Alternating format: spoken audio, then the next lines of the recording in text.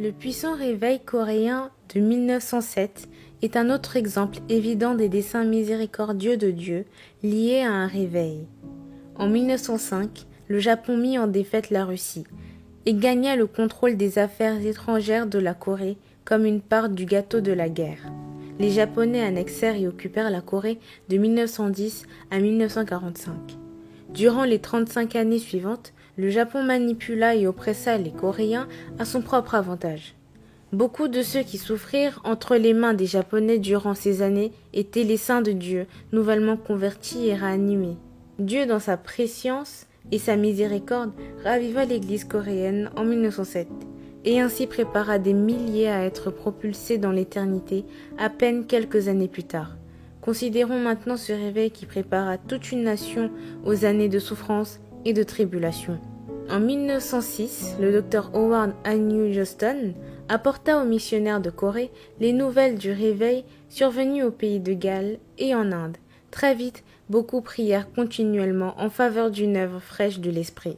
De cette époque, William Blair et Bruce Hunt déclarèrent « Nous étions parvenus à un stade où nous n'osions pas avancer sans la présence de Dieu.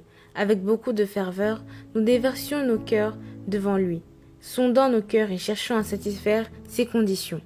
Dieu nous entendit et nous donna cette semaine-là les arts de ce qui allait venir. » Avant la fin des réunions, l'Esprit nous montra clairement que le moyen pour obtenir la victoire serait à travers la confession, les cœurs brisés et les larmes amères. À propos de cette période de prière, Jonathan Gofford dit « L'Église primitive accordait un grand honneur à Dieu le Saint-Esprit en mettant tout de côté et en passant 10 jours dans la prière pour préparer sa venue. » J'ai dit comment les missionnaires passèrent entre 1 et plusieurs heures chaque jour pendant des mois à préparer un chemin dans leur cœur pour le Saint-Esprit. Ils honorèrent Dieu et goûtèrent au don du Saint-Esprit en se réunissant à l'église pour la prière à 5 heures. Non pas à 5 heures tous les soirs, mais tous les matins durant l'automne et l'hiver de 1906-1907. Ils honorèrent Dieu le Saint-Esprit par 6 mois de prière et alors il vint comme un fleuve.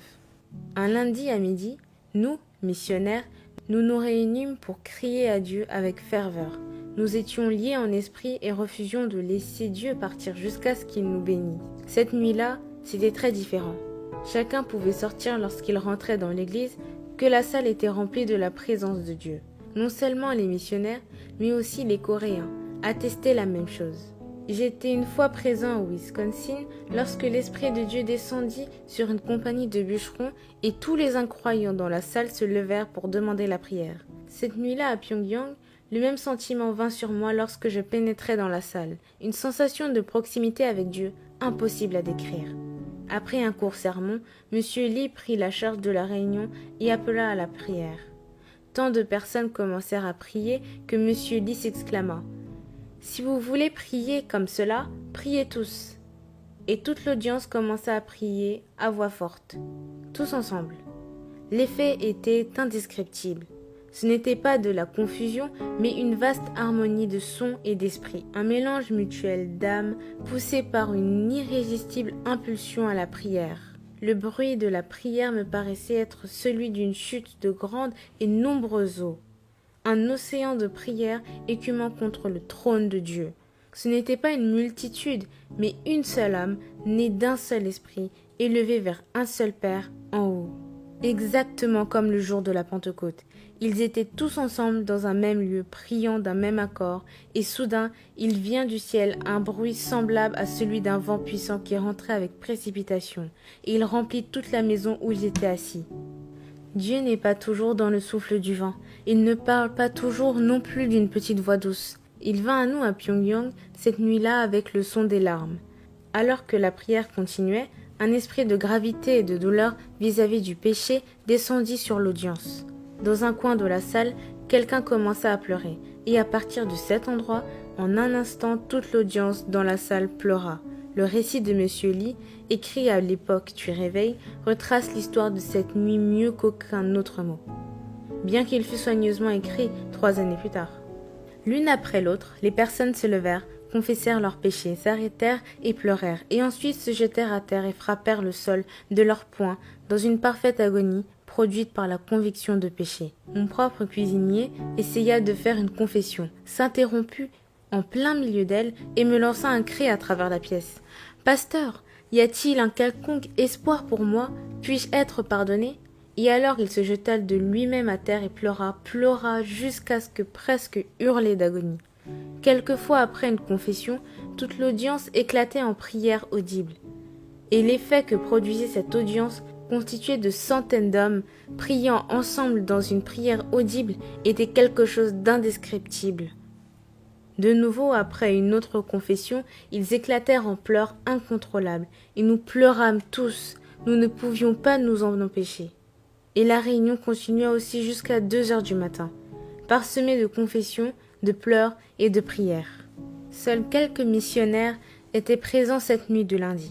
Le mardi matin, M. Lee et moi-même allâmes de maison en maison annoncer la bonne nouvelle à tous ceux qui étaient absents, et à nos amis méthodistes de la ville. Ce jour-là, à midi, toute la communauté des étrangers se rassembla pour rendre grâce à Dieu.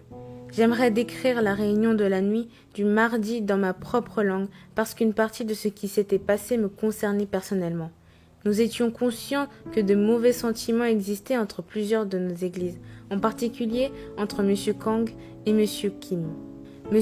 Kang confessa sa haine envers M. Kim à la nuit de lundi, mais M. Kim resta silencieux. À notre réunion de prière de midi, plusieurs d'entre nous nous mîmes d'accord pour prier pour M. Kim. Mon intérêt était tout particulièrement éveillé parce que M. Kang était mon assistant dans l'église North Pyongyang Church et M. King un ancien de l'église Central Church et l'un des membres du bureau de l'association des hommes de Pyongyang, dont j'étais le président. Alors que la réunion avançait, je pus voir M. Kim s'asseoir avec les anciens derrière le pupitre, la tête baissée. Courbant la tête à l'endroit où j'étais assis, je demandai à Dieu de les venir en aide. Et en relevant la tête, je le vis avancer vers le devant. Appuyé sur le pupitre, il fit sa confession. Je suis coupable d'avoir combattu Dieu. Je suis coupable de haïr non seulement Kang Yu-moon, mais aussi Pang Mok-sa. Pang Mok-sa est mon nom coréen. Jamais je n'eus une aussi grande surprise de ma vie. Penser que cet homme, mon associé de l'association des hommes, m'avait haï sans que je ne le sache. Il semblait que je lui avais dit quelque chose un jour, alors que j'étais dans la hâte à cause de la gestion d'un exercice d'athlétisme à l'école, et cela l'avait offensé, au point qu'il n'avait même pas été capable de me pardonner. Me tournant vers moi, il me dit « Pouvez-vous me pardonner? Pouvez-vous prier pour moi ?» Je me levai et commençai à prier. « Apagé, apagé, Père, Père !» Et je n'allais pas plus loin. Le toit me parut se soulever de dessus le bâtiment, et l'Esprit de Dieu descendit du ciel dans une puissante avalanche de puissance se déversant sur nous. Je tombai sur le côté de Kim et priai comme je n'avais jamais prié auparavant. Mon dernier regard furtif sur l'audience reste photographié de façon indélébile dans mon esprit. Certains se couchèrent de tout leur long sur le sol. Des centaines se levèrent sur leurs pieds avec les bras déployés dans la direction du ciel. On s'oublia mutuellement. Chacun fut face à face avec Dieu. Je peux encore entendre ce bruit terrible de centaines d'hommes suppliant Dieu de leur laisser la vie et pour obtenir miséricorde. Le cri parcourut toute la ville au point que les païens furent dans la consternation. Aussitôt, lorsque nous fûmes capables, nous les missionnaires, nous nous réunîmes à la plateforme et nous nous consultâmes. Qu'est-ce que nous allons faire? Si nous nous laissons continuer comme cela, certains vont devenir fous. Pourtant, nous n'osions pas interférer. Nous avions prié Dieu pour une effusion de son esprit sur les gens, et elle était venue. Je sais maintenant que lorsque l'Esprit de Dieu descend sur des âmes coupables, il y aura des confessions, et aucune puissance sur la terre ne peut arrêter cela. Les chrétiens retournèrent dans leur maison à la campagne, emmenant le feu de la Pentecôte avec eux.